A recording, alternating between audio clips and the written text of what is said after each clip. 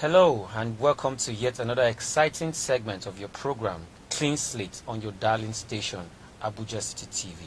On today's segment of the program, we shall be discussing the scourge of drug abuse in our contemporary Nigeria.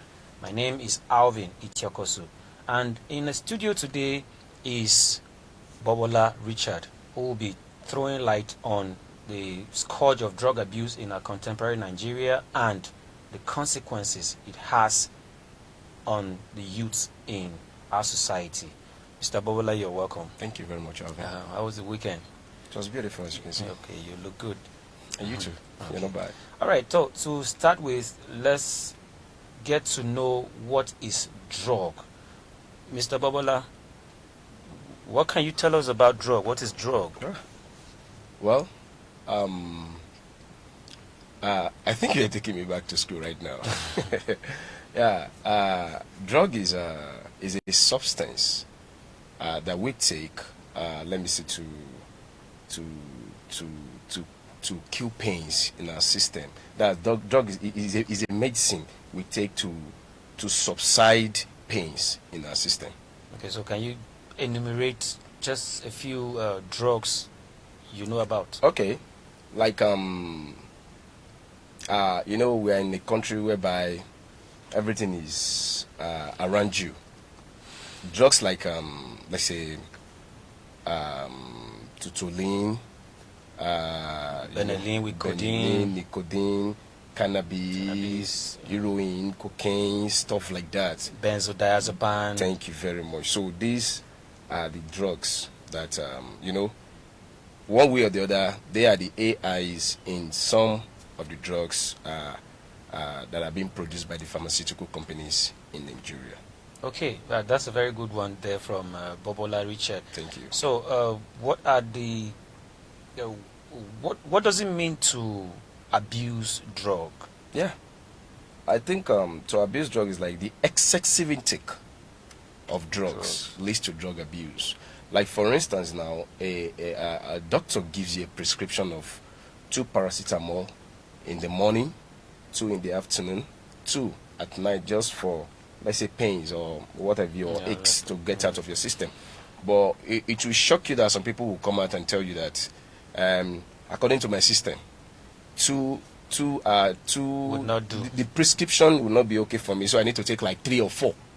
So automatically, it's already a drug abuse, and majority of people does that. Okay. So I think that's just the perfect example. Drug abuse. Thank you very much. Because that is where it starts from. You will see someone now that will tell you, okay, normally tutolin that has AI of codeine. Okay. They will tell you that, okay, this thing, just take it. Just maybe maybe you are having it's a cough. sedative. Thank you very much. Before you know, they will tell you that if you take this medicine, you are going to sleep or something like that. Maybe some drowsiness may occur, stuff like that. They will tell you, no.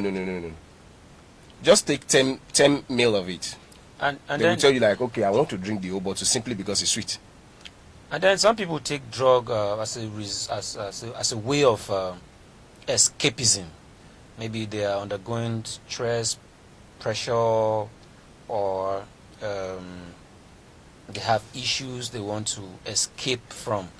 They just take it. Maybe this sedative you just mentioned, they take it to forget about those worries. Irrespective of any reason, or irrespective of reasons anyone wants to say is taking drugs, immediately the drugs finishes what it's doing. Will the situation still not remain come back the same? to the same reality. That's the truth. So as far as I'm concerned, there is no reason at all. Though it's very genuine to them, but as far as I'm concerned, it's just an excuse. It's just an excuse. So, Bobola, what would you say are the effects or the consequences of drug abuse on youths in contemporary Nigeria? The consequences, the effects are just they are numerously devastating. That's the truth. It could lead to what's it called? Liver damage. It could lead to kidney problems. It could lead to heart failure. It could lead to brain damage. Eventually, it will lead to death. Okay. That one is sure. And then, of course, Sorry, I want to cite an example. In my area, in Abuja here, there is a particular guy. They call the guy TK, Tanko. You know, in our adage, they normally say that a madman is good for an entertainment, but no one wishes to give birth to a madman. Yes. So there was a day I actually dug deeper into because we were thinking maybe his problem happened to be a spiritual problem. But eventually when we got into that, we realized it wasn't a spiritual problem at that. He actually followed some guys out.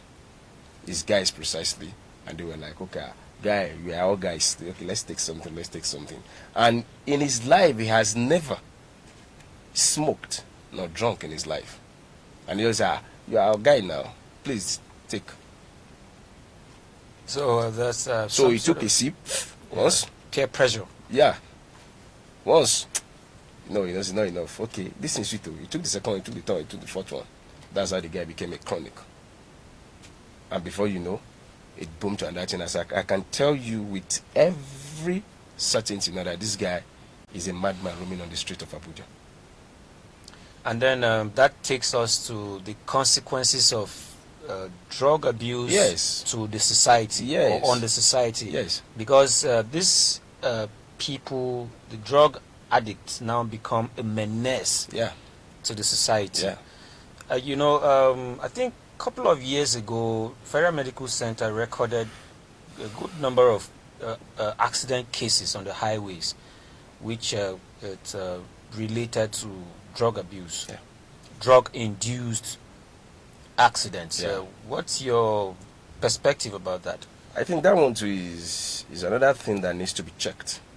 In fact, in all the parks in Nigeria. It is in Nigeria you will see a driver that is about to embark on a journey. And then he goes to take And alcohol. and in all of the parks in Nigeria, that's where you see people selling it. Yes. Say, come and take this, come and take that. I could remember there was a day I was actually, what was it called? These tanker drivers. I had some moments with them, and we spoke for some time. So I was like, why do you guys normally drive anyhow whenever you are on the expressway? And it was like, sir, whenever we're driving, these small cars are just like ants. I was like, wow, ant, how? Is it because you're driving a tanker? It's not just because of that, because we might have taken one or two things. So sometimes you realize that on our streets, on our expressways, so many accidents happened. Not because it cannot be avoided, But because of the intake of some of these illicit drugs. Yes, and you see a driver trying to say, okay, I want to embark, like, some drivers normally drive at night. Yes. You understand now? Sometimes they will have to take something. So imagine a driver driving from Abuja to Lagos at night. And then when he gets to Abuja, he wouldn't sleep. He will have to go back again. Then we'll take something, and along the line, you see them doing so many things on the way. So even some drivers had to stop by. I say, okay, please let me take some. We'll have to go by the bush side, maybe taking cigarettes, or try to do one or two things to enhance his performance on steering. So when you look at all of this, you realize that no, it's uncalled for. So I think government needs to come in and make sure that, especially those ones that are selling all those things in the park, so they need to be checked. So Richard, if proceeding from your analysis, Yeah. you said drug abuse is when maybe An excessive intake. a physician or medical sense of socialization shape the behavioral pattern of a child in the society, positively or negatively. In that regard, I would say yes and no. Yes and no in the sense that the agents of socialization, as you rightly said, they are actually trying their best, but the best is yet to come. Why do I say yes and no is they are trying their best to impact the positive aspect, and at the same time they are being negligent in the line of their duties. Why do I say that? In school today, you realize that someone, father or parents, would send their child to school, and eventually the child will come back from school becoming worse than the way he left. You understand what I'm saying? And the primary purpose of sending that child to school in the first place was to be trained, to be taught a good manner, as in to be well nurtured. But eventually, you see a kid now coming back and becoming another thing entirely. So what would you say to that? Or you see the religious bodies, I mean, to the body of, it was good initially. The boy would go to school, would come back, he's a good boy, everything. But all of a sudden, things changed. Made good with guys, peer group, everything, they were doing fine. Next, we realized he started smoking. And the father will come to the altar and say, oh ye men of children of God, thou shalt do this, thou shalt not do that. Between God and man, I'm not actually mocking. I'm only setting an example. You understand now? And eventually it got to a certain state that the guy became another thing entirely. Yeah, wayward. You understand now? He smokes, he drinks, he does also, So eventually the man had to leave, the pastor had to leave, in fact, leave the entire area council for him and moved into Amak just to save his face. So when you look at this, that okay, these are religious bodies. Same example goes to some imams too. Yes. You understand now? So when you look at this, you realize that though they are actually trying their best, really. Yeah, actually, just a very quick one. Looking at the family, some children have actually undergone good training under good parental tutelage, but sometimes they find themselves amongst very bad company, especially in schools, because that's what is called peer pressure. Sometimes they see their friends or their classmates indulging in certain behaviors that is not quite acceptable in society. But because they want to be like them, because they want to be also acknowledged as a big boy or big girl in school or campus, they tend to also toe the same line. Would you say the parents have actually failed to give them, cascade or trickle down good discipline to the children? Parents, as part of the agent of civilization, yes, have failed to. Parents these days, sir, I would tell you that the way you were being brought up is different from the way children of nowadays are being. Their upbringing is quite different from yours. When you were growing, it could be dealt with at any slightest thing, right? Yeah, even the Bible. Spare the rod, right? Yeah, spare the rod and okay. spoil the child. Okay, nice one. You understand now? But you realize that so many parents today will even ask you to. They are not even there for the kids in the first place. Okay, imagine the two parents, that's the father and the mother now, going to their, what's it called?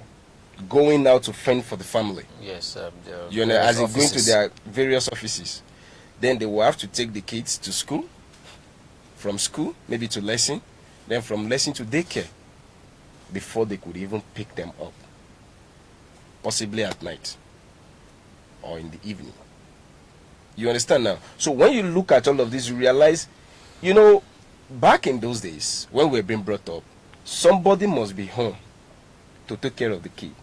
Usually the wife, or let me say the mothers. You understand now? And that's why when you are growing up, you have to hey, my mother did not teach me this. So even while you were in school, and there are some pressures, or let me say pressures, you're like, no, if my mother, if I'm caught like this, I'm done for. The training will be ringing in your brain. I visited the home where the child, a child of 6-7 years old, telling his mother, "Mommy, shut up. Don't be silly, mom." I don't know if you understand. So when you look at this, I dare not say that to my parents when I was growing up. That day, maybe they will seize my food from me.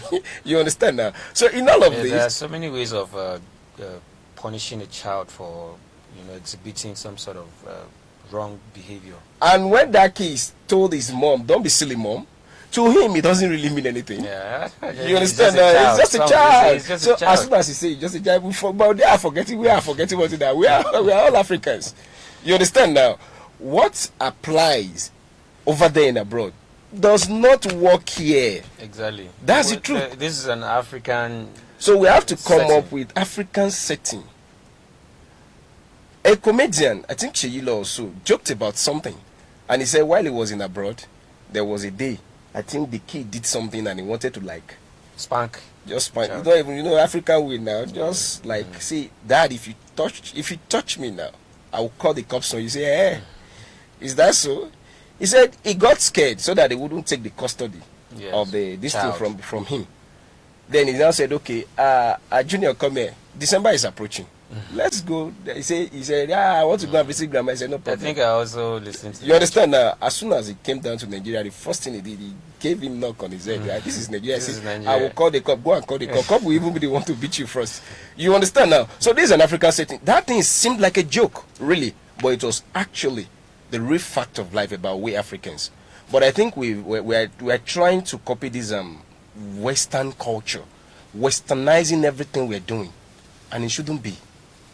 You understand? So for us to actually, the family makes the society. So if anything happens to the family, the society is already bad. Yeah, that's true. You understand now? So true. I think the parents now needs to wake up. If they are being trained in such a way that they were able to stand upright in the society, they should be able to inculcate that same behavior into their kids. Children. A very good one there from Bobola Richard. Thank you very much. So very quickly moving on, we like to know the place of the social media in influencing youth in our contemporary Nigeria today. Wow. Is it negative? Is it positive? What is the place of the social media in influencing the youth of Nigeria today? So if you ask me, though social media has its advantages and disadvantages as well. But if you ask me, in my own opinion, I think the disadvantages far outweighs the advantages. Okay. Yeah. The disadvantages, you said, far outweighs the advantages. Now, if you look at online today, how many people making money online? And social media this time around. Then how many people or how many lives are being destroyed? Weigh the two. You realize that the ones that are being destroyed are even higher than the ones that are gaining. For instance, you see Davido, Whiskey, Naira Marley. These are influencers. These are role models. What they are coming to do is nothing more than to do drugs and any other social vices out there. They wouldn't have any meaningful discussions to have. It wouldn't. And if you do not know how to smoke or you do not know how to drink, then you are not here ready to join the crew. Yeah, exactly. So many youths are now jumping on the bandwagon of the role models, the so-called role models. All right, so let's look at the efforts the National Drug Law Enforcement Agents is doing, putting in place to curb this menace.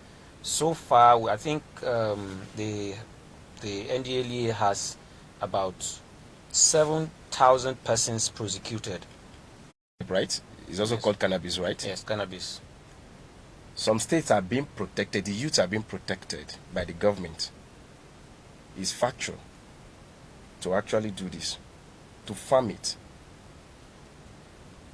You understand what I'm saying now? Okay, yes. You don't get. I know, I do. Some state governments protect some of the farmers of cannabis, as far as this country is concerned. Do they use such venture for pharmaceutical purposes, or what exactly? Why are they doing that? You tell me. As far as Nigeria is concerned, Tell me is your sister, is your line. Is there any medicine or drugs that is maybe cannabis is part of the AI? I mean the active ingredient. But cannabis is used for industrial. It has industrial purposes. They use cannabis for. I mean, for instance, in terms of hair cream, they use cannabis for hair cream, and in other climes, cannabis is legalized. Okay, for you and I that does not have hairs on our head. Industrial use. You understand that? For you and I that does not have this kind of head. So why would you use cannabis in the first place? No, what I'm trying to say in a sense is that though it has its own benefits, really. But we all understand how things are being done in this country. If you are asked to say, okay, just take a wrap of cannabis in a day, we all know ourselves in Nigeria. It will take more than one. We will definitely abuse it. That's exactly my point. You understand now? NDLA, as an agency, they are actually trying. That's the truth. They have cases, the ones they prosecuted. But my major concern is they should go after the role models, as in popularizing this thing on social media. At least those pictures, videos on social media, they are factual enough. They are evidence enough to actually prosecute them. You understand now? Okay, somebody like the Ramali, for instance, rolling as in some raps, very long like that.